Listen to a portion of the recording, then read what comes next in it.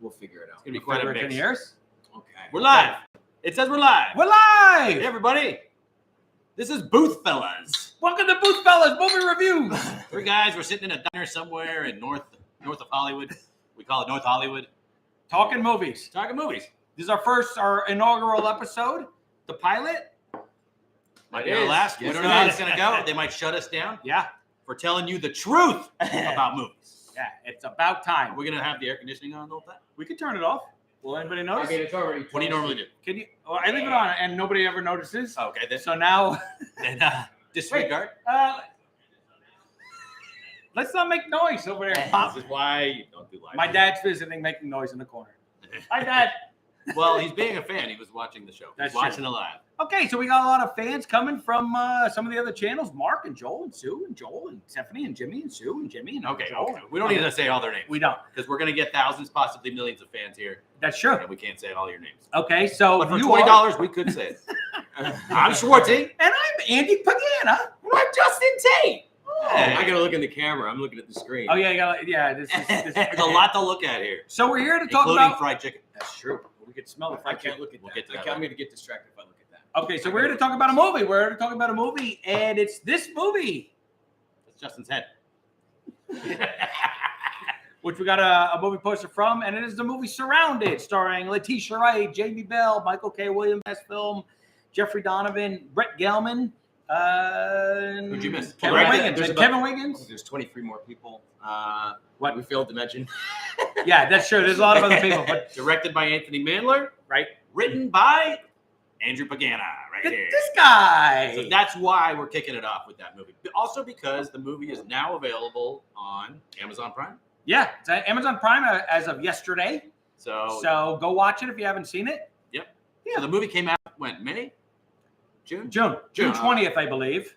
Yeah. And now we Yeah. now we shot this movie, or this movie was shot in October, November of 2020, and it took almost 3 years for it to come out. You know what? Interesting that we're doing this today because you said I did. that your YouTube told you it's your birthday on your YouTube, right? But you started this channel to document the making of this movie. that's right. I Oh, totally this forgot all- about that. This all fits in. This is perfect. That's We're doing actually this today. crazy. So That's it's the 3-year anniversary of this channel, right? And Yeah. it's the day that Surrounded is coming out. And Curly Howard's birthday. Yeah, whatever. I I wonder. Wait, That's people today. should go back and watch that first video and see if you mentioned Curly Howard's birthday. I don't think I did. You probably did. Who are you? you? Yeah. You probably Who started are off you? with that. That's true. And I remember, so I had been for a long time thinking about it, been wanting to start a movies channel. And, I didn't want to just get on and do a live. I wanted to have really clean, polished videos. But I just thought that'll never happen. So let's just go for it. Not with Justin's filthy mouth. Oh, yeah. We got to warn him to keep I'm working on it. yeah. I'm a sailor. So here we are. And we shot this movie in October, November of 2020, or November, December 2020.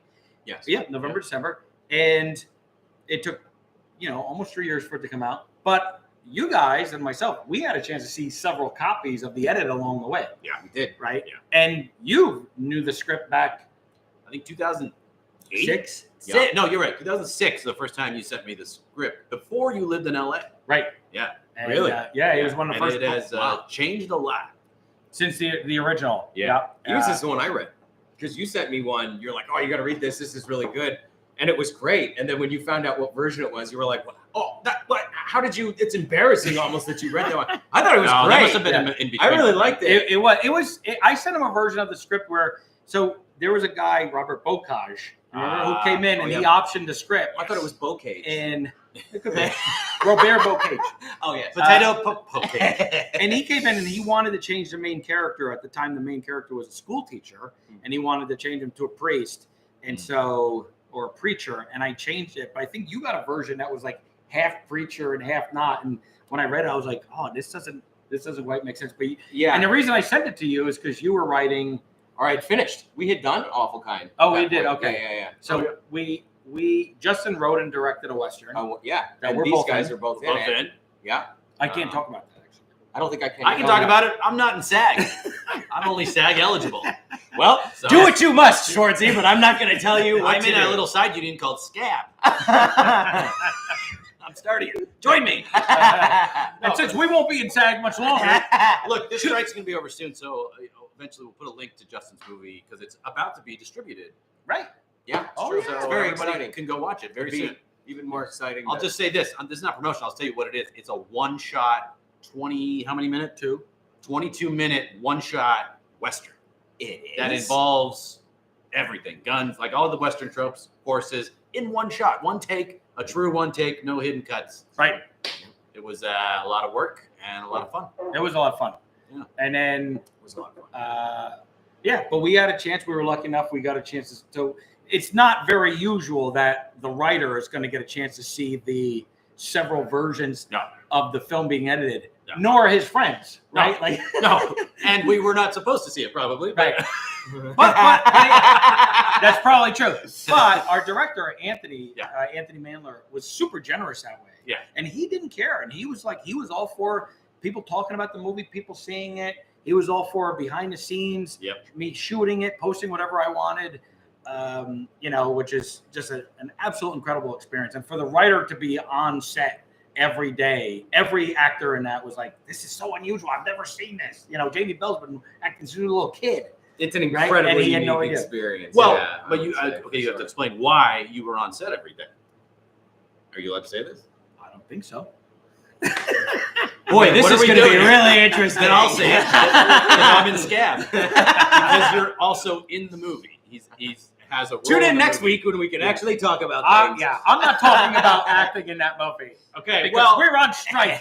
Yeah. well, what you were doing? You calling that acting? Oh yeah, good point. We're not doing bits here. Come on, this is serious movie talk. Oh, yes. No, but you. Well, I guess okay. We'll talk about then writing a part, right? Yes, A character's name. What was there was a part in there that had a character's name very similar to yours, right? Andy. Yeah. Yes. So So the original. If you watch the movie, the original script or the script now takes place in this town, and they go on this journey, and then there's a stagecoach robbery. The original script took place at the end of the stagecoach robbery in just chaos, in a bunch of chaos. And Anthony said, "All right, I want to see what happened in that robbery. In fact, let's see the journey. In fact, let's go back to the town." And so, as I start to write this, I'm like, "Ooh, we have an opportunity here." We meaning me, right? And I'm like, stagecoach driver, Andy, early 40s, chubby with a good demeanor. And I'm just like, and I named them after me, and I wrote myself a part, and I had them talk like me. This way, even subconsciously, as they were reading it, they would hopefully picture me in it. So when it was time for me to pitch myself to go and be in the movie or audition for the movie, Anthony, I sent him a reel, and I sent him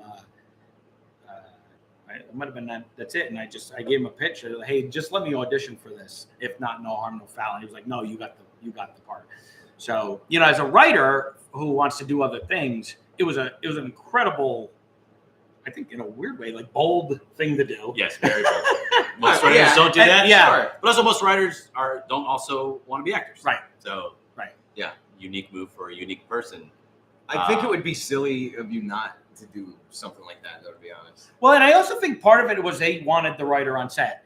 Yeah. And it's very expensive Yeah, to have a. Might as well a do writer. something. Well, while also you're there. shooting this during COVID, there were no outsiders allowed. Right. So Yeah. you probably wouldn't have been there as the writer. That's right. Yeah. That's Yeah, right. actually, Yeah. like, you know what? Yeah, We couldn't even go visit them. that influenced a lot of decisions back in the day. Boy, do I remember those days. COVID was a wild time, kids. Oh, and I'm sure that added, millions of dollars to the budget.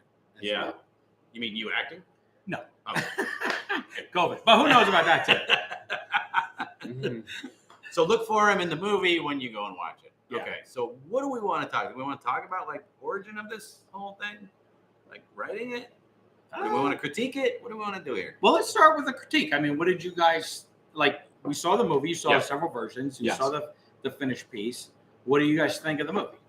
And also drop it in the comments what you guys think, and if you want us to talk about it, what Yeah. your thoughts were. Well, so because I read a draft, it's changed so much.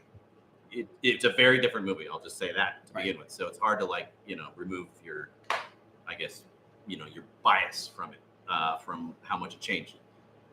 First of all, it's beautifully shot Yes, it is. by Yes. Max Goldman. Nice work. Yes. From AFI. from AFI. Yep. No First time ever shooting a feature. Done a ton of music videos and commercials and things like that, but first time shooting a film and killed it, which I think probably added to the unique look of it, right? Yes. Like not playing by the traditional rules of a. Well, he was it's amazing he hadn't shot a feature before. Yeah. Because he was such a pro, and there was no lights. I've talked about this in one of the lives. There was no lights on set Yeah, that's crazy. At all. No. That was all natural. There were two moments where I remember lights, and that was one on second unit, which he wasn't shooting, and it got really cloudy, so we had to match the day before, and the Stagecoach driver. yeah, I don't know how I can talk, but like they had to match the day before. We're talking about cinematography. Okay, cinematography. So they were trying to match the footage of the stagecoach driver riding, doing the thing. They had to match. So they had a couple lights that one day, right? And then there was a night shoot, and they lit up the desert at night, right? So you could see the mountains in the back, right? And which was incredible. But other than that, I mean, I rarely even saw a bounce board. Like he just knew, and him and Anthony too, they just knew how to manipulate the camera. They used all kinds of lenses, some of them vintage lenses. Yeah, you really feel it. You do. You see some flares in that movie that I've never seen before. You got to think too, like for everybody who hasn't actually made a movie, to light a Western means that you have to have a generator. You have to have something because you're out in the middle of nowhere. You can't just plug it into a wall. Like there's no electricity. You've got to have something generating this, and that's generating a trailer, a makeup trailer. It's like it's all kinds of things. So it's like it's an extra thing. So to be so bold, if I may say, to commit to shooting a movie not having any lights is like you really got to know what you're doing in terms of photography to make a decision like that because that's mental. But because of that, it does also speed up, right? You can go. Yes. You don't have to wait for lights to set up, right? Sure. If you want to just pick up a shot, you're ready to go. You're not waiting on lighting. But then if the light changes, Which right? it does, and right? you have to balance, like, let's say a cloud covers the sun. Now all of a sudden it's just like slightly off. You either got to wait. I mean, it's kind of a catch-22, I guess. Well, I guess a question for you then, because you were there. Did they shoot in continuity? Not 100%. Not 100%. But it was pretty close. Yeah. Is that right? They did their best to do that, and it wasn't completely possible, but as much as they could, they did. And what was also really interesting, and this was Anthony pushing for this, is it was like he made it really difficult. Like it would have been really difficult to shoot with lights and generators because he said I want to shoot where they would normally just get the B-roll. So it was. Where places were hard to shoot, he wanted to shoot the scenes. Yeah. Right. So he put us in this position where we're out in the middle of nowhere, shooting under very difficult locations. And I remember, so we had to constantly rewrite the script as we were shooting based on location. And so I would get these notes and I'd have to change something. And I remember like, oh, okay, we can't shoot in a river. I'd write a scene and it's like I wrote this great tense scene where they're in a freezing cold river and it's pushing in like budget or we couldn't do it. It's like, no, take that out. You can't have a river. Oh, okay. So then I would write like wind tunnel, just like this wind would come blowing through. And what I would have no idea is I would get these notes like we need to change this. And the first AD, right, would just go nuts behind my back, right? And I love this guy, Bobby, but he hated my guts the first couple weeks. Because he thought you were just like making stuff up? Yeah, and I'm just I had an idea last night. Yeah, and also nobody's telling me that there's parameters. He's like, I can't have wind. You know how it's going to take for me to get... And I'm like, hey, look, I'm doing my job, which is to write the scene. Your job is to figure out how to do it. Yeah. Right? But it didn't really work that way. Yeah. I mean, that's movies, though, Yeah, well, I think... And I guess I always knew this, but I realized it really solidified it on this is that, movies they're just all done backwards. Yeah. Right. So you write a script and everybody's like, okay, I love this script. And then instead of saying, oh, what is it going to cost us to make this script? It's like, oh, I love this script. We're going to make this for 60% of what it should cost to make it. And then you got to backtrack and write to match the budget instead of have the budget match what the script is. Yeah. Yeah. Right. Yeah. And so that's not, and it's not always, you're not always able to work yourself out of that. Yeah. Right. Sometimes it works in your favor, and you've got to be creative, and it works out great. And other times it doesn't. I think Also, it shouldn't worked out. that budget just be set, and then what? Right. Yes. Yes, you would think so. They had your script. They Yes. greenlit this script based on X amount of money they were going to spend. Right. Where did the money? I mean, I guess COVID added money, but It added a significant amount of money. Sure. yeah. But then talent too, right? Like you Yeah. only agree to 60% of an actual budget that you want to shoot it for. Right. And then if you want somebody in it that's going to sell it, like just take 25% right out of the block right there. It's like, all right. Well, and location definitely dictated. Sure. It definitely dictated what. But what they the didn't scene have was. to pay for lights. No, So they were there. They just weren't used. Well, so there's like this whole scene in this canyon, right, where she's walking him down to get the Bible, and that scene was written because on the Scout they found the location. They're like, "Oh, Andy, look at this great location. Let's shoot in here." And I'm okay, And I originally had, I think they were climbing down a mountain, and there was this whole thing going down the mountain. And it's like, oh, okay, well, that's gonna be too hard to do. We don't have the stunts, and so let's do it in this canyon. So you constantly had to rewrite for the location, and you realize it's like when you watch it, I forget that wasn't the intention when we wrote it. It feels so intentional. Yeah. Right. And really we're trying to make it work with what we had. Well, That's movies too, right? Yeah, that means you did a good job. Yeah, right. I mean, that's the ultimate test, right, for a writer. It's like things are being thrown at you that you have to figure out. Yeah. A lot of times overnight, Yeah, yeah, for sure. and actors like Oh, wanting to change things overnight. Right? Yeah, and I don't think Anthony, either the actors didn't want to ask Anthony, or he wasn't open to hearing them. Like he was just like, do your thing. Mhm. I don't really know. Anthony seems pretty open. He definitely was with me.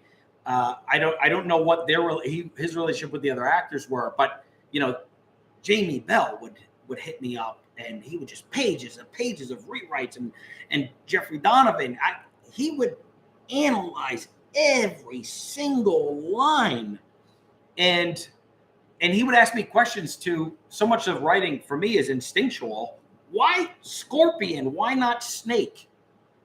And then okay, well, let me think about why. And then you give him your reasoning behind it. No, yeah, but it makes more sense snake, right? And here's why. Mhm. And to me, I'm like, all right. You're like, yeah, Right, yeah. It's the same to me, but Right, but yeah. but like my intention was he was with the scorpion, saying, "Oh, there's scorpions out here bigger than you," which is Yeah. a gross exaggeration, Right. right? And he was like, "No, but there wouldn't be scorpions out here bigger than you," right? He was saying to Letitia, Right. right? And I'm like, "Yeah, but that's his character. Like he's exaggerating. Yeah. Yeah. And he's like, no, because there probably are snakes out there bigger than her." And he really that was important for him and his character. Hmm. And in the end, it's Character gonna be, never lies. yeah, right. It's gonna be Anthony's decision to let Yeah. him do it. And he wanted to change it, and I'm not gonna say no to him. Yeah. I'll give him my point of view. Right. But his performance is so great. He's so good in this movie. And the unfortunate thing is about 15 minutes of the script, like pages 15 to 20 almost, or 15 to 30 almost, are just completely gone. I was going to Right. ask you, was there more of him? If he feels like such a presence, Yes. feels like things might have been taken out with him. Yeah. So This is Jeffrey Donovan. Jeffrey Yeah. Donovan and Brett Gelman, right? They had kind of much bigger parts in the opening of it. In fact, one of my most favorite things I've ever written was for Brett Gelman, and he performed it on set, and he did it, and it ended up getting cut out, right? For I guess whatever reason, didn't test well, or they just Time. it was too slow, right? And initially I felt like we didn't, that's why I didn't write it in the first place. It was part of a rewrite, and I think we wrote a part to get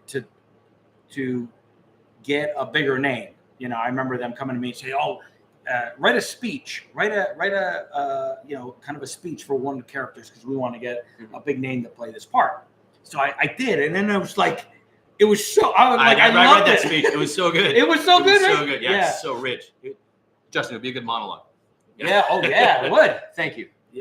What? If you're an actor, I don't know. I know you're not allowed to talk about it. So yeah, and to watch him perform it and to see and I remember, so even on the day, Anthony was like, you need to cut this in half. You need to cut it in half. It's too long. And him and Derek were both saying it. It's too long. And he just went in there and he goes, I'm saying the whole thing. I'm doing the whole thing. You know, he goes, it's important. And he went in and he did it. And it was there, man. And like to sit back and this was like day 1 or 2 watching him in the bar give this whole big speech. And I was just like, I mean, it's the first time in my life I've really heard, you know, somebody, you know, say those lines. Yeah. Yeah. It's such a surreal experience just being a writer and seeing people like do your work. Do you know what I mean? Yes. Like I mean, you're way more, you know, evolved with it than I am, but like when I saw you guys doing everything that I had written down and you know, I don't know if I can mention it, but when I saw it, I was just like, oh my God, it's so crazy. But even taking notes, because you had a lot of notes.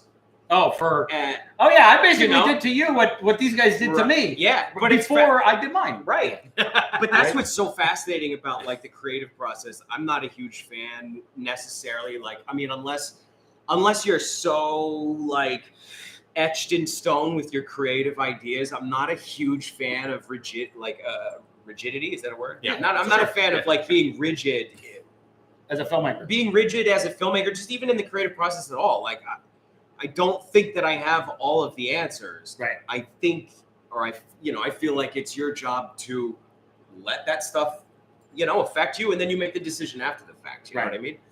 And I think that makes for some really creative ideas. And hell, at the end of the day, if your name's on the movie, you take all the credit for it. Right. Yeah, that's true. Right. Yeah. As long as it's good. Yeah.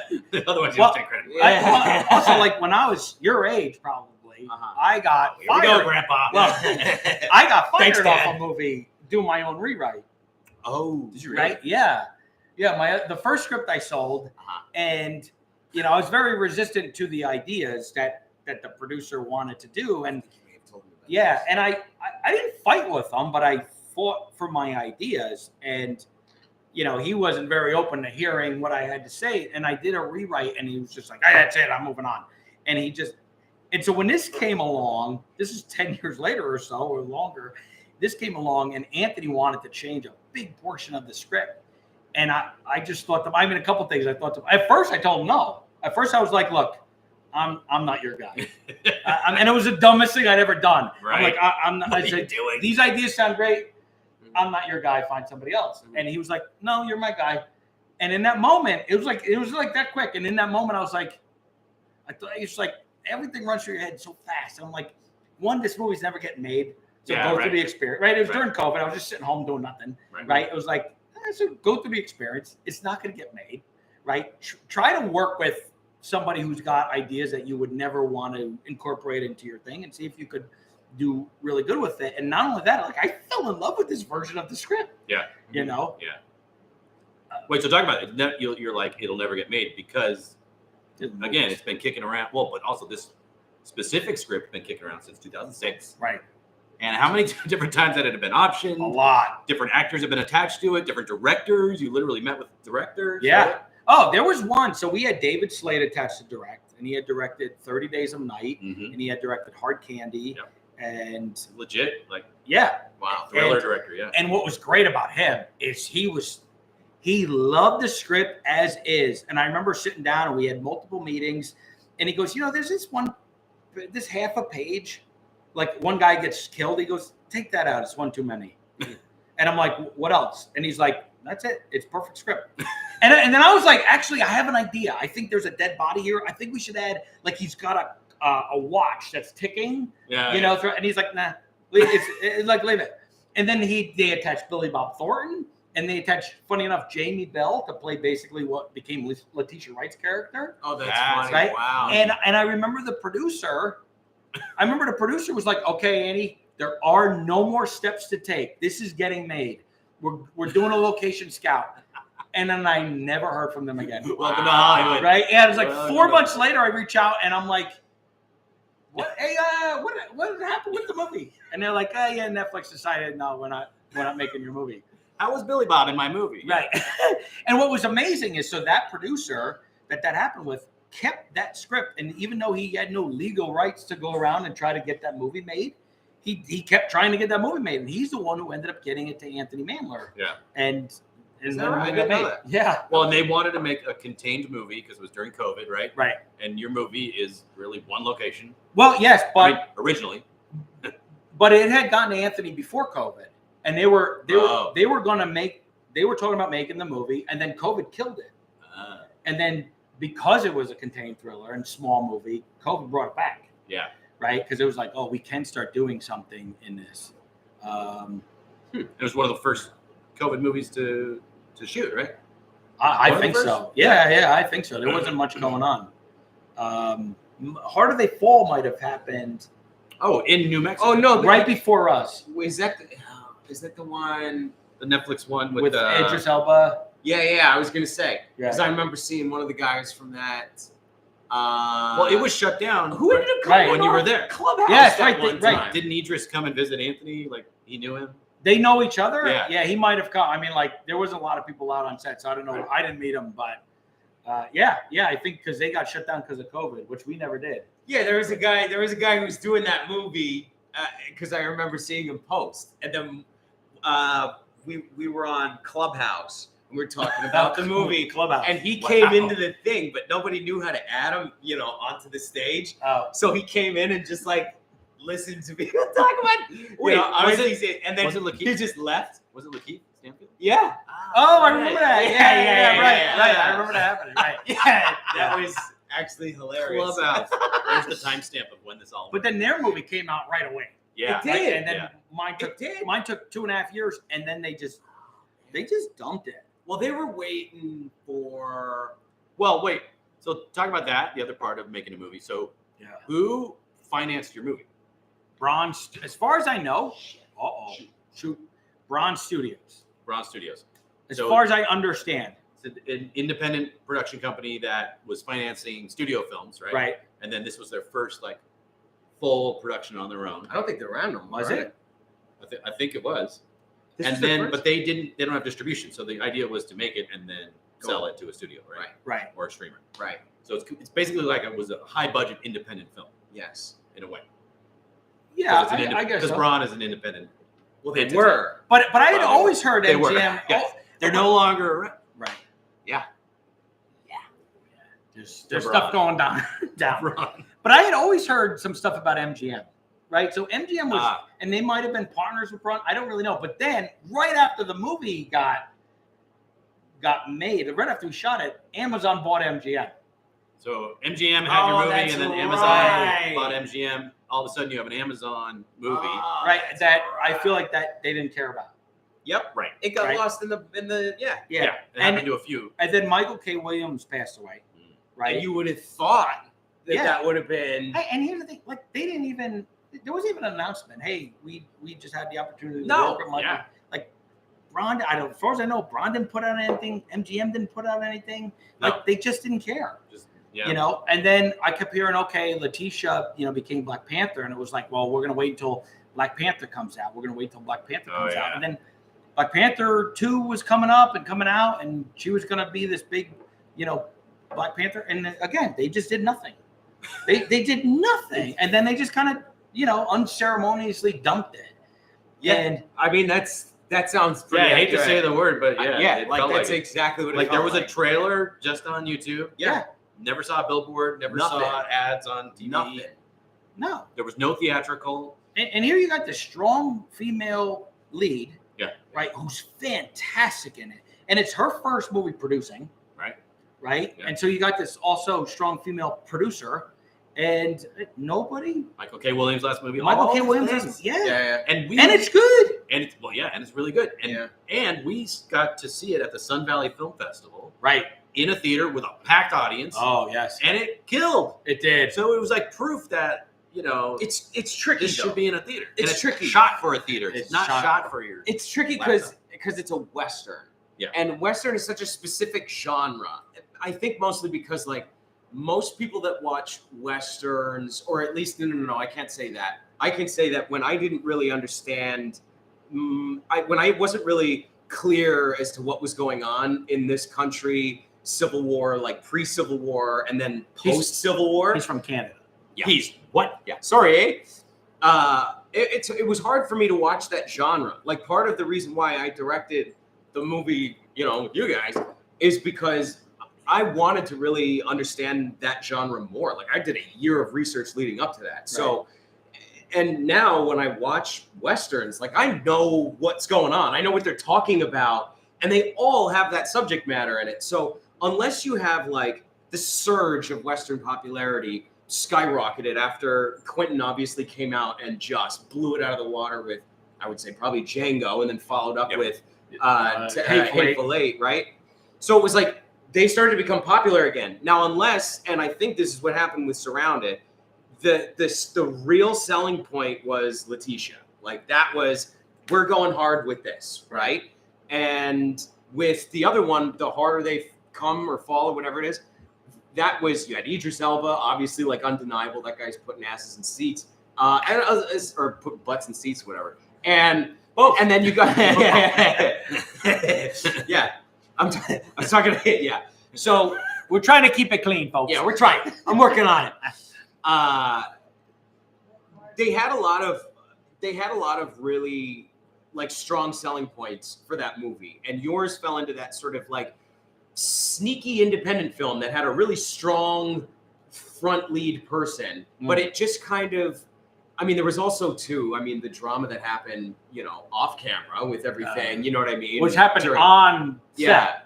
Yeah. Where Letitia texted or tweeted out. Oh, right.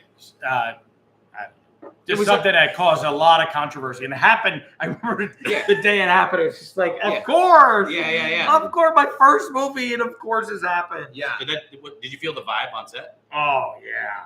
Oh, it was a disaster. For a couple of days, nobody knew what was going on. I think she was really upset with, a lot of backlash, and then deleted People Twitter, were really at least. fired up at that time, though. It was a really strange experience. Yeah. Right? And I mean, God.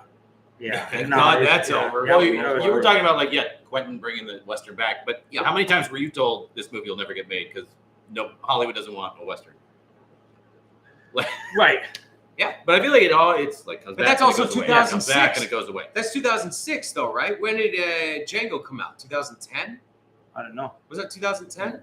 Something like that. And then Hateful Eight was like 2017? Yeah, so 2016? But in 2010, they weren't knocking on your No. I guess people were flirting with it, but right. But what was a popular Western pre-Django? I mean, you've got Open Range was like 2005, and that's Kevin Costner and Duvall, and that didn't really that's like blow the box middling, office. Yeah.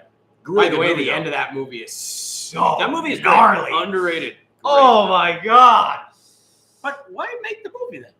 Like, why pour $20-25 million into a movie and just to dump? Because I mean, it happens all the time though in this business. I right? guess Amazon didn't pay for the movie, right? They paid for MGM, right? And that was something that it got. And they're like, well, we really wanted to get James Bond and Rocky. Yeah, but and the Pink Panther. Well, yeah, and then you got Pink Panther. And you got to take into consideration little too, Western. The streaming war that happened like during that time. So it's like all this stuff is happening, and then out of nowhere, it's like, well, we're not going to show movies in theaters anymore. Yeah, and you're just like, what the hell? So it's like the whole, even the notion of having a premiere, even just like went out the window. It was like the whole landscape just completely changed. The best thing that could have possibly happened for you is that it got delayed as long as it could.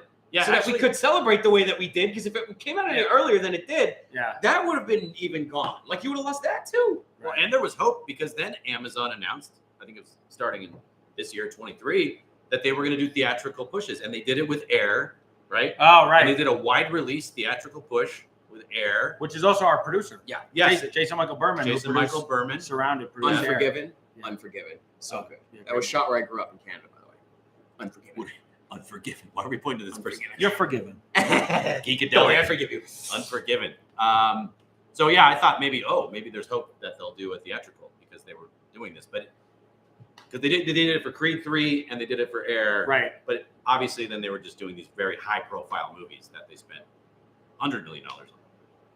not 25 million. Well, how much was Air? Air was not 100 No, million. they Was yeah. that like Was it? 20? They say it was $100 million. Get out of here! Are you kidding me? Somebody's I walking think around it with was $90 that- million in their pocket. Yeah, well, it was Well- that package of Matt, Ben. Yes, for sure. The script was Again, right? When you have But just that a, movie looks a like it was pie and $10 million this chunk of the in one pie- office. Yeah. Right, and ours does not.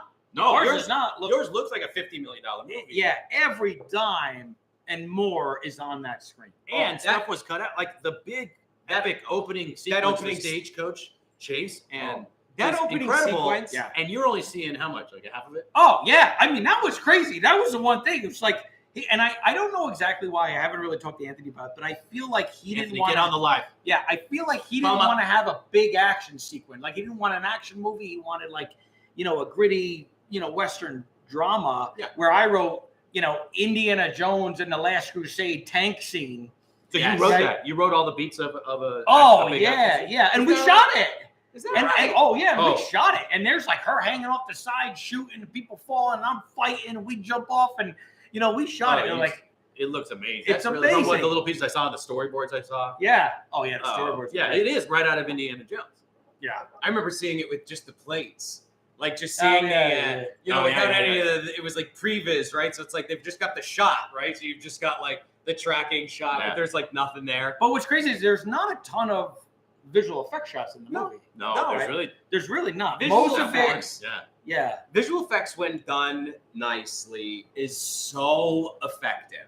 yeah. But when it's over, when you rely on it, I think that's when it starts to become problematic. I mean, but even then, like there's a fine line because you look at Mindhunter or anything Fincher, really. I mean, Fincher's really mastered digital filmmaking. I actually think that Kubrick would have evolved into what Fincher is today had he With the amount that he shoots. had he The amount of stayed alive. takes. Yeah. Well, yeah, because it's Yeah. but also too, it's the control, right? Like the reason why Fincher will shoot so many takes is because he wants your best performance. He wants your best performance in mind, He ain't and getting he'll mine. cut the frame right here, I don't know how I feel about that. and he'll add like if your hand goes across at the same Yeah, time, he right? does do It's that, yeah. like I get that. Although a lot of editors. editors do that now, or a lot of filmmakers do that now. But Yeah. I think Fincher started it. Yeah.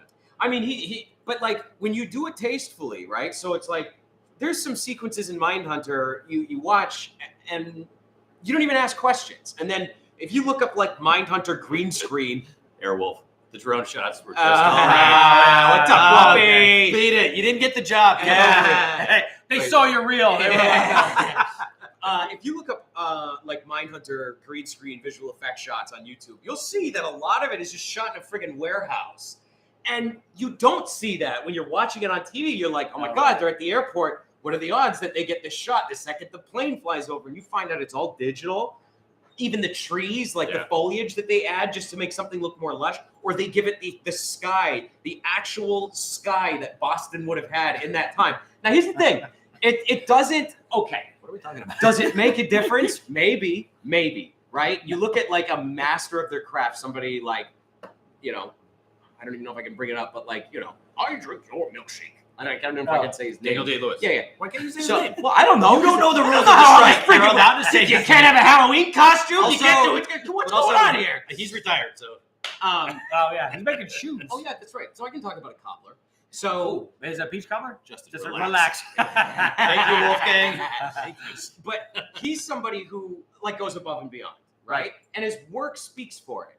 And somebody in the directing world that would go above and beyond would replicate those same characteristics or qualities. So I do think that it does show in the work, especially like, some people just throw things away, and you can see it, and sometimes it's intentional, sometimes it's not. But you can really see lazy filmmaking. In a lot of ways. Like you see a really creative shot, and then all of a sudden you're just back to like medium, wide, close up, medium, wide, close up, and you go, well, where's the creativity? I thought we were getting all this like juice. Well, and that's what I liked about this experience and what Anthony did, because like to me, digital sky, this just sounds boring to me. Like I want to wanna capture feel it. Yeah. I remember. Yeah, you want to. We didn't end up using it, but I remember there was a scene in the beginning where it was on the stagecoach, and they talk about the storms coming.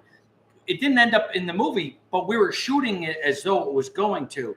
There was always a storm on its way, right? And it was going to hit during the climax. And we first got there, and we were there a day or two, and there was a storm out on the horizon. I was like, Anthony, like there's a real storm, and they literally just shot it. Like, and I was like, so if this storm ends up in the movie, it's not going to be a digital storm. It was, it's David Lean stuff, right? Yeah, that's awesome. But that's such a blessing. I mean, even that's how they got the hurricane in Jurassic Park, right? Like, they just had people out shooting real hurricane. Real hurricane. Like, all right, get it. Let's go into the hotel. You know, you have to do that.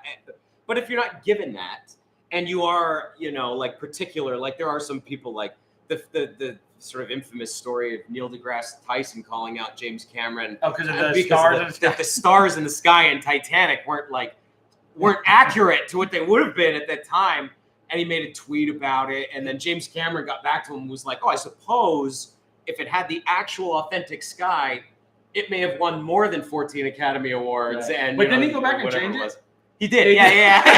He didn't go back. Yeah. But that's him though, right? Like he's one of those guys that, and these people get ripped apart, Kubrick, Fincher, James Cameron, they all get, branded a certain way. Well, James Cameron gets ripped apart because he's not nice to people. Well, I've heard that. That's what I've heard. But sometimes that kind of creativity, maybe it comes off like that. Some people just don't get how that works. You know what I mean? And it's not a personal thing, but it's just like, it's just how it is. You know what I mean? Yeah. I like the tough love vibe to a certain extent. You can feel when it's getting malicious. Yeah.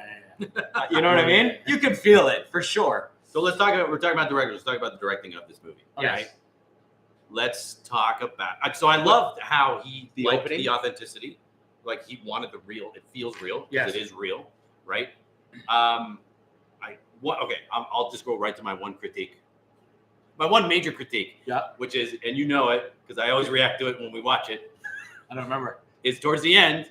And I'm not going to spoil the end, but there's an extremely violent scene. Oh, like overly like a slasher horror film moment in this Western. Right. To me, feels completely out of. I disagree. Okay, how do you find that within a Western movie? Yeah, that extreme. Yeah, even Tarantino didn't do that in his movies, and he's kind of known for extreme violence. He picks and chooses. He picks and chooses. He doesn't do it sporadically. He'll do it where it's like he's leading up to it and then he drops the bomb on it. It's not just like a random bomb went off somewhere in the middle of the field. But I also think Tarantino would have let the one thing happen and then cut away. Yes. This stays on it for like 3 beats, I'd say. It's 4 maybe. so aggressive and I love it. Why? Okay, wait. Tell me why. I'll tell you why. Because I'll tell you why. Tell them why. My biggest note, and I really do love the film. I love the opening. Oh yeah. So the opening much. shot is. Oh my God! It's. I think it's perfect. There's something about it that drives me nuts, though. Wait, I want to know what drives me nuts. What is it? Okay, so the I've extra. actually never heard you say that. Okay, so because nobody says anything about it, but the extra didn't do her job right. Come on. So the woman. So.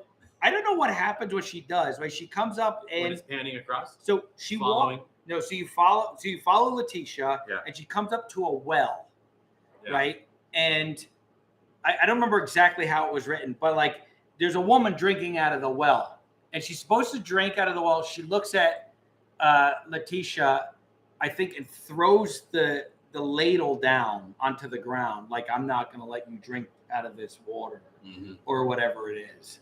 And then Letitia moves on, and she doesn't do that. Like she like spits her water and walks away or something.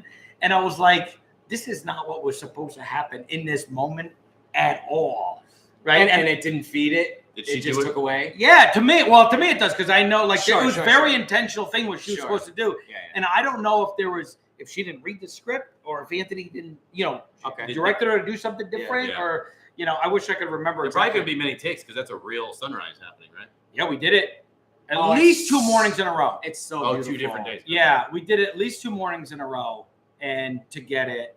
And you didn't yell at her between days. You didn't say anything about to the extra? Yeah, I didn't know. Oh, I didn't know, right? Like I saw. You're not seeing the daily. I'm in the shot. Oh. You're in the shot? I'm in the shot. I didn't even realize No kidding, neither did I. So you're just a silhouette or something. Yeah, because I'm out there like I think I'm hitting the the stagecoach wheel, which is funny because everybody like that was I was supposed to do that, but like the stagecoach guy is like, there was would no never- reason you'd be hitting the wheel. Like, keeping I'm the like, hubcap on. I'm doing what I'm told to do, right? Like that's Oh yeah, I remember I saw you. You were like, felt a little out of place. But yeah, but it was crazy, and I quite often, I don't know in that exact shot, but like I snuck, I say snuck because I was trying to not get caught. Not that Anthony wouldn't allow it, but I didn't want the actor. I was recording behind the scenes the whole time, right, every day, the whole time, and I wasn't obvious about it because I didn't want. I don't know how Letitia or Jamie or Mike. I don't know how any the actors are going to react. Yeah. And like rightfully so, right? They all have their own process, right? Yeah. So, but I recorded it, and there's times where we're shooting and I'm on the ground, and it's during a live take, and I'm recording. I've seen some of this footage. And no one has access like this. Oh no, he's in the scene. It's crazy. In a Western with his iPhone out. And if you watch, there's some on this channel. There's some behind the scenes, and one of the greatest is Letitia making fun of me. Oh, right? They're all busting my chops. Yeah. Actually, the first AD and about. And also, me. you got the one with Jamie and the puppet. Is that up? Well, I don't have. There's two of them. Oh, okay. There's one where the puppet interviews Jamie. We had a bad day where we got we had half a day of shooting. Stuff went down. We won't talk about it this trip, but and so we had nothing to do. We're all standing around the parking lot, and the puppet came out and started interviewing people. Puppet just came out. But there's another time where there's another incident with Jamie and a puppet, which I have to post. Oh, I know the one. Keep your eyes out. It's violent. Yeah. Speaking of violent, defend this. Okay, so I'm going to defend it. So I'm going to tell you why I do like the head crush. So. Now we know what it is. What's a head crush? It's So a we know. head crush. Actually, Did we not say it? I didn't say what it was. No, I just said it was it overly violent. Oh. Moment. Well, Okay. now you know. Actually, if you're sensitive, then you'll avoid it. Yes. At the end. Yes. So this is my defense for it. My biggest note with the movie, and maybe it's just a personal thing, but I like movies that show different colors. Yes. And I felt like the movie felt very much like it was one color for the majority of the movie. And, and it's an intense color for sure. It's like documentary color. It's that like really intense, you're into it, you're watching whatever. And with that moment that happened, it was a spike in energy that shifted the whole vibe in the room, that had people cheering and screaming. And I was like, I love everything about this. Like, to me, that's a movie. It's an experience. And, everybody's going there and they're experiencing this thing, and then this thing happens. And it's like, obviously too, like, I think the justification for it in the movie is that she has to. This guy is huge, and she's gotta overdo it because she's not. She already took him down. Oh There's yeah, not but going she's anywhere. gotta take him down. I felt like it wasn't earned because it wasn't like she had a personal vendetta against this guy, right? But I think she's it's not like a brutal you're- like serial killer person. You're right, but I think it's what that guy represented. If you know Why? what I mean. Why? But why that guy specifically? Well, She was killing a bunch of guys. at there's the end. reasons. Wait. I just think it's what that No, guy you're represented. no. I think All of You know what I mean? Wow. But I will agree with you. About It's the whole through line of No, the no, thing. about the color. Like that would be my other big note. Was tone wise, it's a very consistent tone. But I feel my favorite kinds of movies have Yes. a little humor, a lot of drama, a little humor. A Oh, lot of no drama. humor. No humor. Well, but now this There's is no the- humor. And I tried. And this is the other thing too, is that you're a very funny guy. Yeah. And it's so interesting in really dramatic circumstances finding humor. The same as it is in really funny circumstances acknowledging the drama. Right. I mean, that is really sort of the through line in all of that, really. And I like the intensity. I like the sort of brutishness about it. But again, it's like, like even Stanley Kowalski had moments where you were laughing at this guy who's a horrible person, but you're just like, this is hilarious. Why is this so fun? Why am I laughing. Every single version of the script had humor in it, and moments of levity, right? Or life. Yeah, Fun. Because Westerns can be fun. And Anthony, every time I try to put something in funny, every time I try to put something funny in it, Anthony would take it out. Yeah. And even, I would try on set, right? I would try on set to do it, and he would take it out, right? And he told me once, early on, he was like, Andy, I don't have a funny bone in my body. And which is funny because because he likes comedy. He's like we bonded over like Cannonball and Smokey and the Bandit. But in terms of how he, what he wants to make, he doesn't have it or doesn't want it, right? And it's weird that I don't miss it when I watch the movie, right? Like I don't miss it at all because the movie it doesn't hold at a level the whole time. It's not intense. No, but it's more of a brooding, like for sure. It has like a slow rumble, and then when that thing happens, you feel it just go. But people do laugh in the movie. There are some moments they all laugh because they want. They really want. Yes, right? I no, and there are that too, a few moments. And there's a line that every time it's the only one consistently everybody's always laughed at, and I think it's more how he performed the line, and it's a Jamie line where he's talking about Michael K. Williams, and he's like, he don't live down the tree, he's not a farmer, and he ain't making no coffee, right? And for some reason, everybody laughs at that every time, and I'm like, I don't think that was ever intentionally supposed to be funny, right? Like he's trying to emphasize, but I don't know how it was performed or in the moment, but people are finding moments of humor in it. Yeah. And especially, it's funny, that scene was written to have a lot of humor in it. The one where Michael K. Williams. Oh, yeah. And, is that right? Yeah. Like if you read it, there's a lot of like uneasy tension, but some humor, to me, it was like, it felt like a lot of when Indiana Jones comes in, and Vogel's got the knife to Elsa Schneider, and he's confused with the daddy's like, no, she's one of them. And he's like, what? But, not only was none of that in there, it's like a lot of it was how Michael K. Williams performed that scene too. Yeah. He did it like the exact opposite of how it was even written. And I couldn't have written it as good as he performed. And that's the one scene that barely changed from draft one. Yeah. Right. And it's still my favorite scene. Right. And everybody's so spot on. Of course, when Michael came on too, he was such everybody got better in what they were doing. That's interesting. Yeah. Like you could feel like everybody was in awe of him. He was such a beautiful man. He brought so much presence, but everybody had an incredible amount of respect for him. And he did this thing, and Anthony said it once, and he's right. I remember this, like he was performing it. And live, it's like, what is he doing? Right? It's like, this is weird. And then you saw it on film, and it was, it was so good. Yeah. And the best moment in the filmmaking of it was, we shot this scene, and in the middle of it, I think Anthony decided he was going to try to do. There's a fight, and he was going to try to do almost it all in one take or a portion of it, right? And he's not really gimmicky like that. It's very paced, but.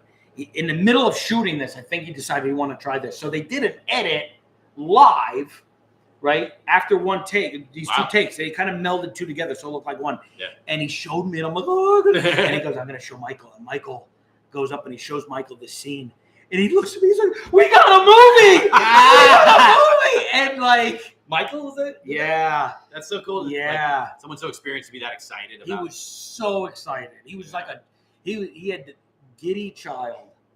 Yeah, and that one of the things that bothers me about how they just threw this movie away is he's not going to get his due.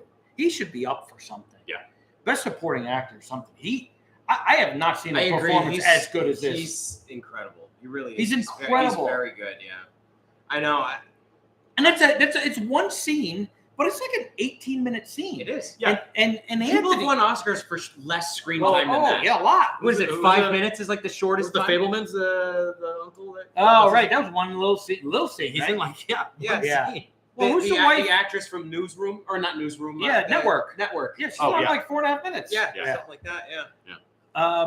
Yeah. And like he deserved it. And, Yeah. And and Anthony, that's really bold of him. And I remember saying this at the time. They cut out stuff in the beginning, whatever, but he let this scene run, and it's long scene, right? And it's nonstop. It's real time, and it just goes. And I remember I showed you some behind the scenes. Yeah. Like that's a 30. I think it's like a 36-minute take, right, where they stop and they kind of go back and like. Yeah.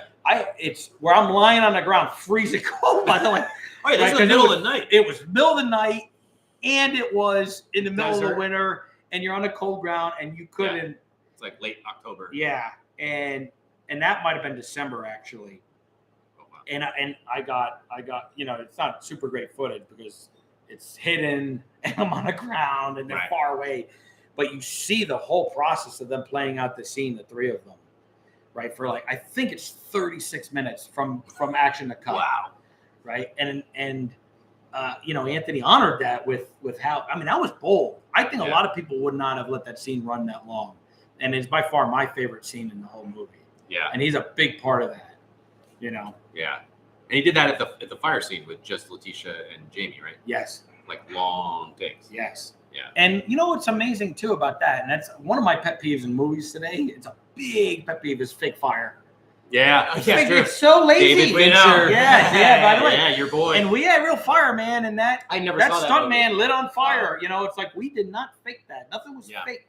And Fake fire is one of the most difficult visual effects to replicate because of the way that it moves. If you have fire on your arm, like I'm a visual effects artist, so I know some of this stuff, right?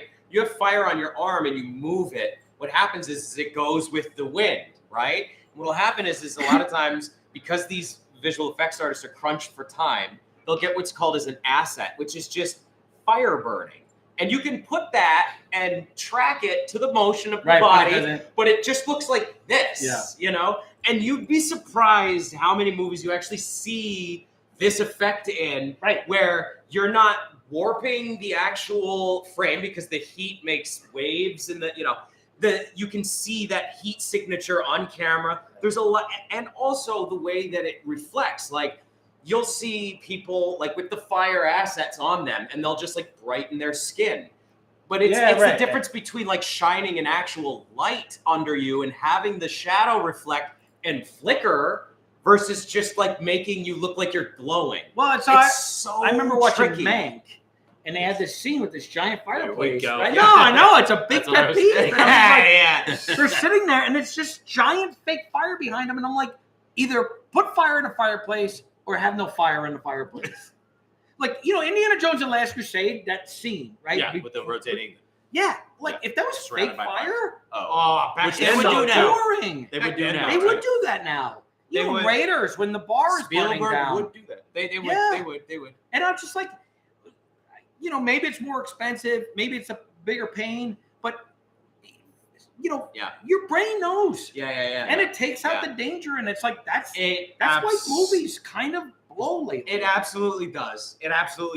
It's like when you don't believe that something's really there, even if just in a wide shot you have a special effects team built. Like I was thinking about the Hulk. I was actually thinking about this the other day. If they're and they will at some point make a new Hulk movie, great. Great. Yeah. Thanks for that. It's about that. Yeah. The visual effects and everything, like it's awesome and it looks great, but you're still just like, it's not there. Give me a Lou Ferrigno. Now, then you cut, right? You cut to a wide, and you have an actual like animatronic that you can spray with glycerin, so it looks like it's sweating, and it maybe just the mechanics of it is that it's just breathing. It's But get a guy and make him big. They did it with Elf. Exactly. They did it with Elf. Where they, Something. were Lord of the Rings. Trick photography. Yeah, it's like, forced perspective. There's a lot of this those, like I don't know if it's Thor. It was one of these Marvel movies where they're just standing in a field. Oh yeah, that was Thor. It was Thor. And I'm like, it's a We fake all saw it field. together. It's Yeah. fake grass. Fake I'm grass, like, fake how sunset. lazy. Yeah.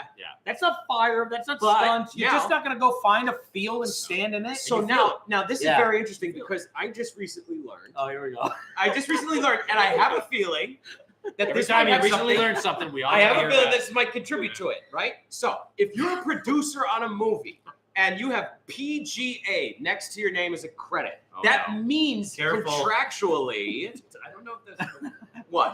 I don't know. You told Go me ahead, this wait, theory. let him tell. All right. Let him tell the theory. Hey, well, let me- we talked about this after you pitched this theory to us. Oh, okay. So now I'm just tossing this out there. This is just a theory. No, you said you learned this. I did learn this. Okay, then it's not. But this is my theory based on the information. You want to look at the camera? I am. So this is what I learned. So that if your name, right, producers make the most money without a doubt on any film. They're the ones making the movie, right? So if you are, and that's why a lot of the times the actors will become the producer. I'm not saying Right? Yeah. They'll produce it so that they get that chunk of the change. So the only way that your name can be PGA on a movie is if you're on set 80% of the shooting time. Now, the only way that certain people can have their names on 10 of these movies that come out in the same year is if they're all shot in a central location. And in that central location, you surround Area with green 51. screens. It's a conspiracy. Green screens. It's not crazy. It's totally legit. You shoot a green screen. And so then, now everybody's shooting at this one central spot. It's like, well, we got to take it to a beach. No, we don't. We can just shoot it here. Or scheduling, right? So it's like, well, it works both ways. We can't get this guy until this day. Well, let's just shoot his coverage, and then we can shoot his coverage here. All in the same place. There's definitely that. All in the same place. Someone has a PGA mark only goes to the real producers of the movie. The PGA actually calls other crew, as they have done to you. To make sure you did the work. Yes, Right. I've had the PGA reach out to me, and I had to fill out all kinds of stuff Yes. about. Oh, it's Doug Schaffer. Doug is a producer, so Doug knows. Oh, Doug knows. Wait, Doug. Wait. So what is Justin wrong or right about his crazy theory? I mean, his legitimate theory. It's not totally crazy. It makes sense. It's You're trying to make science-based money. This is theory. a business. Come Well, on. first of all, I'd say you're wrong about the producers make the most amount of money on any film You don't think that they do? because we've produced films. Yeah. And I have yet to see somebody. I'm still in the hole. Yeah. Me too. Okay. Yeah. Okay. Okay. Whatever. Sure. I really don't know how to rebuttal that. Okay. Now, yes, right? But they make the most, especially if they're producers, right? That's why Tom Cruise isn't just the lead in Mission Impossible. He's the producer. So yeah, it but ma- Tom Cruise legitimately I get that. produces those I get that was movies. the first example that came to mind. But like every movie that a big A-list actor is in, they're a producer on it. Sometimes. Yeah, A lot of times. Why not? If they're on set 80% of the time and they Which get is, that, by the way, it is ridiculous the amount of producers you have on movies. but, these days. that's why the PG. That's why the PG. What is it? If it's a PG. name director, they make more. Right. If it's to have that. We need to have him join us. Doug, when are you going to join us? Are you in town? He's in like He lives in like Denver or something, right? No, I saw him a few weeks Oh. ago. What? No. I think he lives in Orange County. Doug, where are you? Yeah, Doug. Doug. Yeah, we need a good producer on Where's here. Jack? You're in Chicago. Chicago. Oh, yeah, Chicago. Sorry. I just saw you. Chicken in a car and a car can't go. Well, Justin threw us Yeah. back in OC next week. Okay. All right. Look us up. Yeah. Yeah. So Up and down. maybe. But anyway, regardless of the reason, Irregardless. of the reason, it's just like it just I'm constantly just feels like movies are lazy. Yes. And that is one of the things, thank goodness, because as a writer especially, you get your movie made, there's a big chance you're not going to like it. There's a big chance you're going to be angry how they changed it. You're going to be embarrassed by it. You're going to be, and they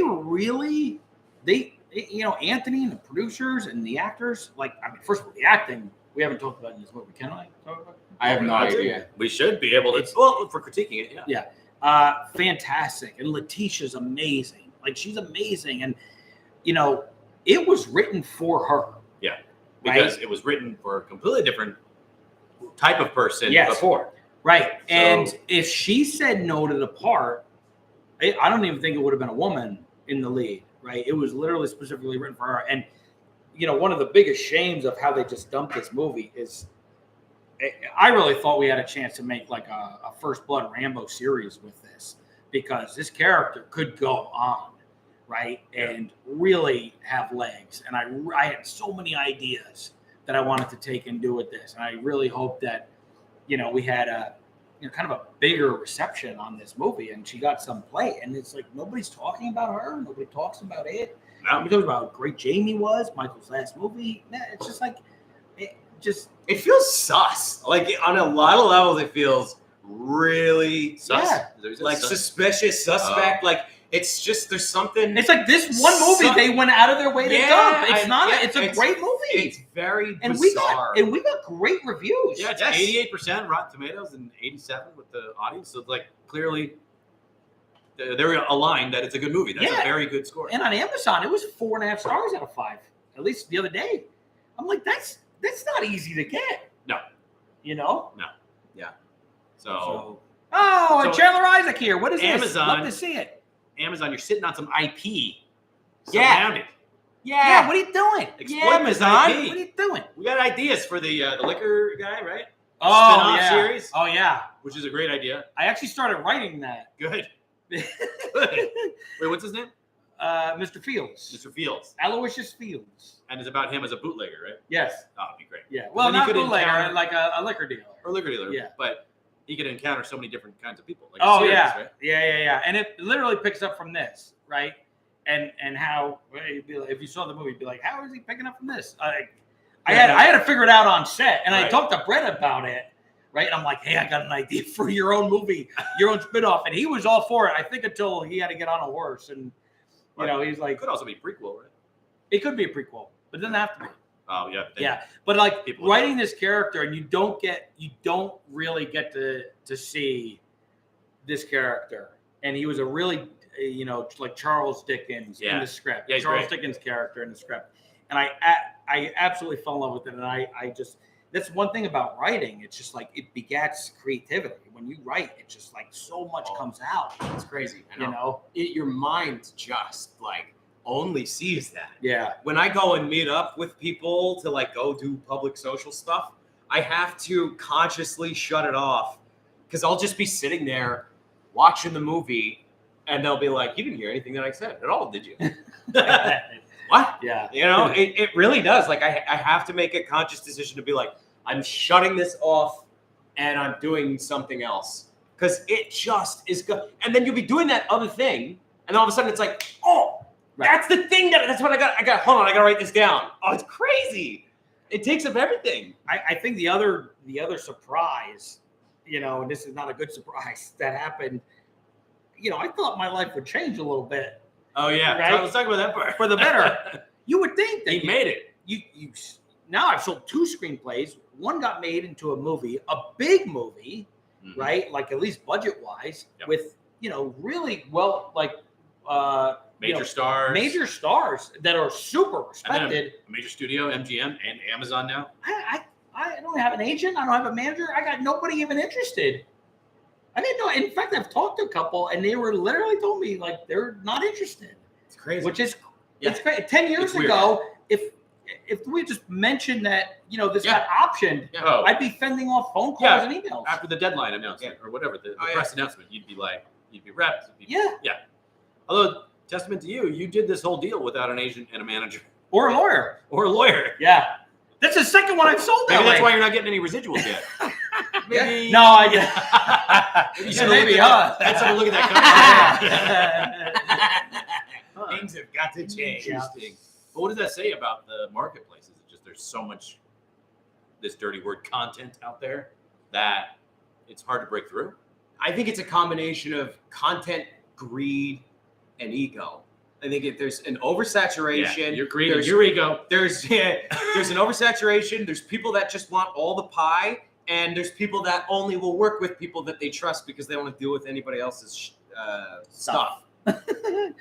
Yeah, This guy's a lawyer. who is? Jibu too? No, that's Doug. Oh, that's Doug again. Yeah. Oh, No, sorry, Why Doug. did then Doug, why is your name so weird? I don't remember. That's tough. Okay. Yeah, I don't know. I mean, part of it is like there's I think it's who are they looking to write something, Well, yeah. right? And right I think there's a big part of it's like how dare I write this story, Yeah. you know, and how dare Anthony direct it. I think there is some element Can we to talk that. about that reality? It's a Yes. movie with a black Well, female lead. Right. Yeah. You're a white male. Yeah. Right. Anthony Mann, the director, is white male. Right. Yeah. So, there is always talk about that when a movie comes out. It's like, Yeah. oh, what gives you the right? Like, it's not your story to tell. Yeah. Obviously, Letitia's a producer and the star of it. She was okay with it. Yeah. Well, not only that, like when she signed on board, like we went over every line. Like it's not like she just like, oh, I'm just going to do this. Yeah. She had notes. Yeah. She had lots of notes, and to make it authentic. And it's like, okay, so I didn't fight in World War II either, but can I write a soldier's perspective? Well, but that's exactly it, though. It's like at some point, right? Like you just have to be like, if you wrote it, you deserve to tell it. Right. It's like if you're playing the part, you deserve to play that part. If you're contributing something to it and you're putting butts in seats, then do your due diligence, right? It's like if we keep doing this silly, like you have to be a serial killer to play a serial killer nonsense, Right. like how are we going to get anywhere with this at Right. all? Well, but that's the other thing, because also like the bad guy, right? Like he's a white guy. Like somebody's got to write that part, Right. Somebody's- you know what I mean? You need a whole team of writers to write each specific part. Yeah, it doesn't make any sense. And even Michael K. Williams' part was not written for him. It was Right. definitely not written for a black man, and it was Letitia who wanted it. And in fact, I was like, no. And Anthony was way against it, right? And we were both like, no. And Letitia talked us into it, right? And she gave a really good, she was like, look, Mo would not trust anyone else. Sure. Unless That he's a makes black a- man. And the she's right. second, She's right. the second she said Absolutely. that, we were like, Yep. okay. Yeah. Right. And the reality situation is Yeah. the scene didn't change. Yeah. Right. I changed You had it to a do, like, little couple bit. lines? Yeah, I made it, and I made it a little more fatherly, daughterly. Right. Yeah. Right. Because he was older than her. Sure. Yeah. Right. And in fact, I originally had it where he was kind of hitting on her, or at least suggestive. Uh-huh. And she was like, no. But you feel And then that I was like, so then I had to chemistry- figure out what. I was like, okay, well, what if he's like father daughter? And it's Yeah. become the favorite. One of my favorite moments is like he approaches her. He's like, I had a daughter your age. Yeah. And so I was Yeah, like, yeah. and when he did it, he said those lines. I got goosebumps. But he did this weird thing which wasn't written in there. The lines were there, but he takes her hat off briefly and looks at her, and he just like did that in the moment. Like a father, yeah. Yeah, and then put it back, and it was just like, oh my goodness! Like he just took it, and just like I said, every line, he was spot on. And that was the one scene in the whole movie that they really didn't deviate from the script at all, right? But the way they said it was completely different than how I ever heard it in my head, and it was so much better than how I heard it in my head. So other scenes, there was some improv. Oh my goodness! That's what you're saying. Yeah. Yes, there was. Yeah, I remember the producer coming to me, Derek, would come to me. He's like, because they would like, talk about how they might change the scene or whatever. And he was like, look, okay, we want to talk to you about rewriting the scene. Look, think of it as a house, and like the house is still yours. The structure of the house is still yours, but the paint's gonna be different. Just tell me what you want me to write. Yeah. Well, I mean, but there was that one scene with Letitia. You had written this really like. Oh, and honestly, yeah, okay. After reading the script, this was the opposite. it was genuinely my favorite bit. Yeah. It really, really was. And when I saw the movie and I saw what she did, I was like, yeah, that's the one miss. Yeah. In fact, not what you wrote, actually, in fact, at all. In fact, if I may, historically inaccurate in some cases with what she says. Yes. Like, yeah, almost brutally historically inaccurate. Yeah, and really against it, and this is kind of like hard to say without getting specific and throwing people under the bus, but there's it goes against, like, there's that speech basically where she's yelling at Jamie, right? it goes like there's a moment in there that goes against really what they're even talking Yes. about. Yeah. It becomes about something else. Yeah. Very fast. Yeah. But it was in the air during that time. Like Right. it was is tumultuous the right word? Yes. Yeah. It was a very heavy time. Yeah. And actually the day we shot that was a really, really bad day. It was the worst day on set. Really? Right. Yeah. Yeah. And then maybe it was because of that scene. I don't know what was if anything was going on behind Like the tense. scenes. Just tense. Yeah, it was just. You know what? It could be. It could be. I was an extra on Assassination of Jesse James and had a brief sort of encounter with Casey Affleck, and he was not Before you got fired? He was not very nice to me. He was not very nice to me. But I love his performance in that movie. It's actually amazing. His performance in that movie is amazing, and I was talking about a beautifully shot movie. Oh my I mean, God. he's probably the best. That Roger Deakins guy? He's all right. Kids But- got talent. So, but here's the thing. I was also 18, right? You know what I mean? So it's like, what kind of a person were you in that circumstance when you met this person who may have not been, So when you say this about, maybe the vibe was heavy, you're talking about a very heavy subject matter. Yeah. And like the reason I brought up the thing with Casey is because, I mean, that movie, you see it in his performance. You know what I mean? Some people can have fun and joke around, and then when they call action, they're a very different person. Right. There's a very different actor, And other people just stay in it. and other people just like stay in it for as long as they can, Right. and that's fine. I mean, it is what it is. I'm not one of those people. You know what I mean? So that was kind of a weird. I go right out of character. I think my experience with him with that particular thing actually influenced the fact that I didn't want to be like that, because I was like, it's still fun. We're still having fun here. Yeah. There's a reason why they call it a play, right? Well, yeah. Well, it's amazing because Letitia, there were moments she was really fun on set, and she's had a really heavy part. Yeah. Right. And so I would imagine she wanted to stay in it. And Jamie too. Like the second he was off, like everybody was really, I'd say just normal. Yeah. Like, as soon as we all cut, everyone was back to normal. Right.